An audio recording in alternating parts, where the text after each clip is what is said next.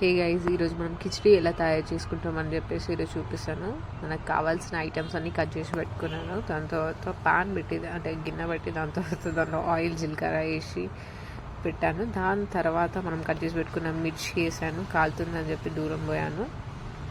And దాని తర్వాత మిర్చి వేసిన తర్వాత దాన్ని కొంచెం కలుపుకొని దాంట్లో ఆనియన్స్ అండ్ నేను కట్ చేసి పెట్టుకున్న క్యారెట్ వేసుకున్న తర్వాత కాసేపు కలుపుకొని దాని తర్వాత ఇంకా నేను కట్ చేసి పెట్టుకున్న ఆలు కూడా వేసిండే. ఆలు వేసి కాసేపు కొంచెం కలిపి వాటిని బ్రౌన్ కలర్ వచ్చేంత వరకు కలుపుకొని ఉండే. కొంచెం అంటే దీనిపైన ఇప్పుడు మూత పెట్టి కొంచెం బ్రౌన్ కలర్ వచ్చేంత వరకు ఆగి లో ఫ్లేమ్లో పెట్టుకొని ఉండే గైస్, మరి మాడిపోతాయి అని చెప్పేసి. దాని తర్వాత నానబెట్టుకున్న పప్పు స్టోర్ చేసి పెట్టుండే పక్కన. దాని తర్వాత కొంచెం కలర్ వస్తున్నాయా లేవా అని చెప్పి చూసిండే. దాని మధ్యలోనే మా మమ్మ వచ్చి అల్లం పేస్ట్ అయితే వేసిండే.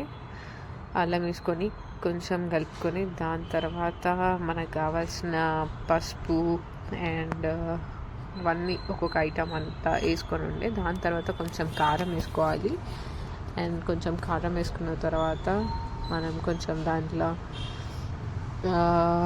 ఏమైనా కొంచెం మసాలా వేసుకోవాలనుకుంటే వేసుకోవచ్చు గైస్ ఇఫ్ నీడెడ్. అండ్ దాని తర్వాత మనం కట్ చేసి పెట్టుకున్న టమాటోస్ అవన్నీ కూడా వేసి కాసేపు కలుపుకొని కొంచెం అవి కుక్ అయ్యేంత వరకు అంటే కొంచెం బాయిల్ అయ్యేంత వరకు పెట్టుకొని కాసేపు మూత పెట్టాలి.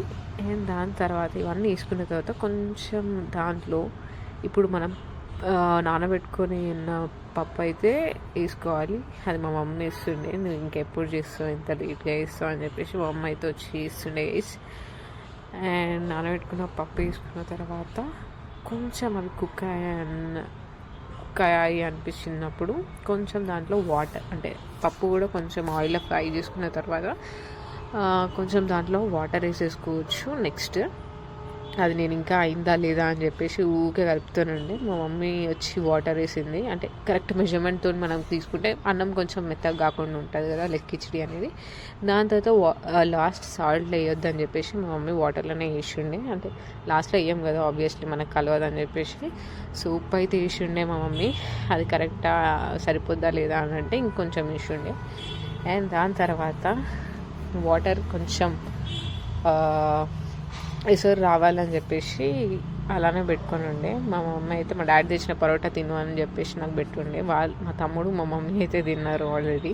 తిని నా కోసం పక్కకు పెట్టుండే. అండ్ దాని తర్వాత మనకి వాటర్ ఎసరు వచ్చింది.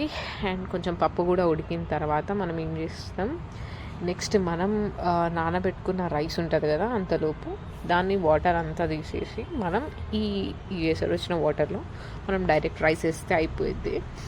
అప్పుడు కొంచెం నానబెట్టుకొని ఉండాలి లైక్ ఒక 1 hour బిఫోర్, సో దట్ అది మంచిగా అవుతుంది, పలుకు కాకుండా కొంచెం మంచిగా అవుతుంది అనమాట. సో నేనైతే మెల్లి వేస్తున్నాను రైస్. మా మమ్మీ అయితే వచ్చి ఫాస్ట్గా ఇంకెంతసేపు చేస్తున్నాను అని చెప్పేసి అంటుండే.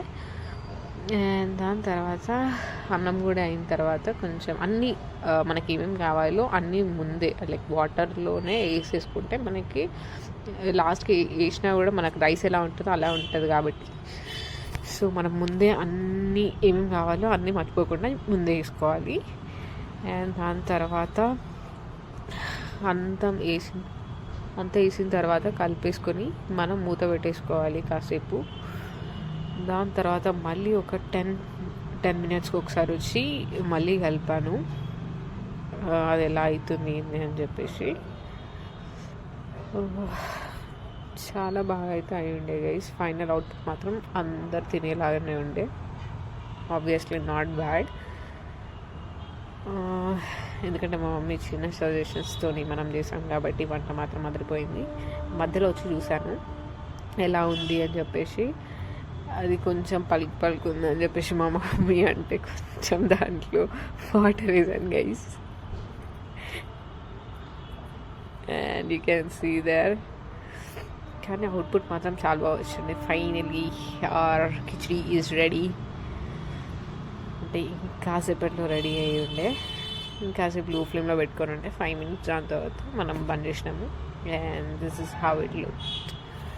అండ్ ఫైనలీ అవ్వగానే వేడి కిచిడి వేసుకొని తినుండే గైస్. అండ్ టేస్ట్ మాత్రం నెక్స్ట్ లెవెల్ ఉండే. మా మమ్మీని అడుగుతుండే కిచిడి ఎలా ఉంది మమ్మీ అని, అంటే చాలా బాగుందని చెప్పేసింది. And that's it, bye bye.